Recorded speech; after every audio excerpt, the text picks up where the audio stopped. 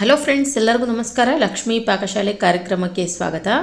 ಇವತ್ತಿನ ದಿನ ನಾನು ತುಂಬ ಸಿಂಪಲ್ಲಾಗಿ ನಾವು ಲೆಮನ್ ರೈಸ್ ಮಾಡ್ಕೊಳ್ಳೋದು ಯಾವ ಥರ ಅಂತ ತೋರಿಸ್ಕೊಡ್ತಾ ಇದ್ದೀನಿ.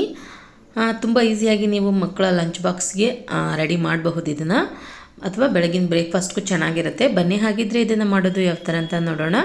ಮೊದಲೇದಾಗಿ ಗ್ಯಾಸ್ ಆನ್ ಮಾಡ್ಕೊಂಬಿಟ್ಟು ಒಂದು ಪಾತ್ರೆಯಲ್ಲಿ ಎಣ್ಣೆ ಇಟ್ಕೊಳ್ಳಿ. ಎಣ್ಣೆ ಬಿಸಿ ಆದ ನಂತರ ಸ್ವಲ್ಪ ಸಾಸಿವೆ, ಜೀರಿಗೆ ಹಾಕ್ಕೊಳ್ಳಿ.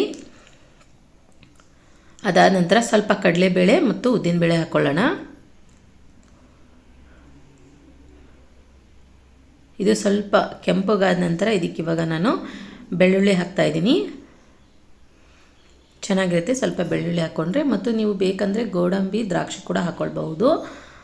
ನಂತರ ಇಲ್ಲಿ ಹಸಿಮೆಣ್ಸಿನ್ಕಾಯಿ ಹಾಕ್ಕೊಂಡಿದ್ದೀನಿ, ಸ್ವಲ್ಪ ಸೀಳ್ಬಿಟ್ಟು. ನಂತರ ಒಂದು ಸ್ವಲ್ಪ ಕರಿಬೇವಿನ ಸೊಪ್ಪು. ಇದಕ್ಕಿವಾಗ ಶೇಂಗಾ ಹಾಕ್ಕೊಳ್ಳಿ, ಒಂದು ಚಮಚದಷ್ಟು. ಇದನ್ನ ಇವಾಗ ನೋಡಿ ಒಂದು ಸಲ ಚೆನ್ನಾಗಿ ಸ್ವಲ್ಪ ಫ್ರೈ ಮಾಡ್ಕೊಳ್ಳೋಣ. ಎಲ್ಲದನ್ನು ಇಲ್ಲಿ ಕ್ರಿಸ್ಪಿನೆಸ್ ಬರಬೇಕು.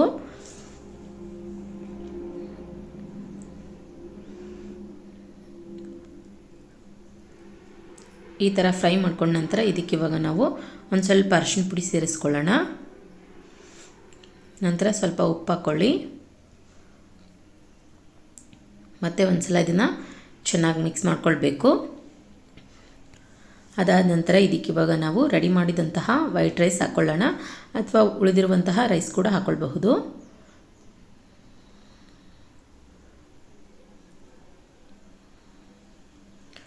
ಓಕೆ, ಇದನ್ನ ಇವಾಗ ನೋಡಿ ಚೆನ್ನಾಗಿ ಒಂದು ಸಲ ಮಿಕ್ಸ್ ಮಾಡ್ಕೊಳ್ಳಿ.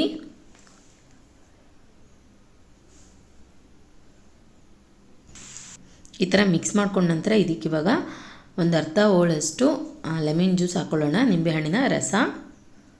ಇದನ್ನು ಹಾಕ್ಬಿಟ್ಟು ಚೆನ್ನಾಗಿ ಮಿಕ್ಸ್ ಮಾಡ್ಕೊಳ್ಳಿ.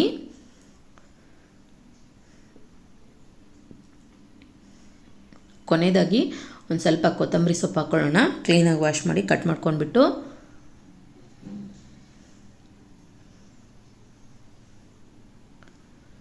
ಓಕೆ ನೋಡಿ ಫ್ರೆಂಡ್ಸ್, ಇವಾಗ ತುಂಬ ಟೇಸ್ಟಿಯಾಗಿ ಪರ್ಫೆಕ್ಟಾಗಿ ಇಲ್ಲಿ ಲೆಮನ್ ರೈಸ್ ರೆಡಿಯಾಗಿದೆ. ನೋಡಿದ್ರಲ್ಲ ಯಾವ ರೀತಿಯಾಗಿ ನಾವು ತುಂಬ ಸಿಂಪಲ್ಲಾಗಿ ಟೇಸ್ಟಿಯಾಗಿ ರೆಡಿ ಮಾಡ್ಕೊಳ್ಳೋದಂತ. ನಾನು ಮಾಡಿರೋ ಈ ರೆಸಿಪಿ ನಿಮಗೆ ಇಷ್ಟ ಆಗಿದ್ದರೆ ಪ್ಲೀಸ್ ಲೈಕ್ ಮಾಡಿ, ಶೇರ್ ಮಾಡಿ, ಕಮೆಂಟ್ ಮಾಡಿ.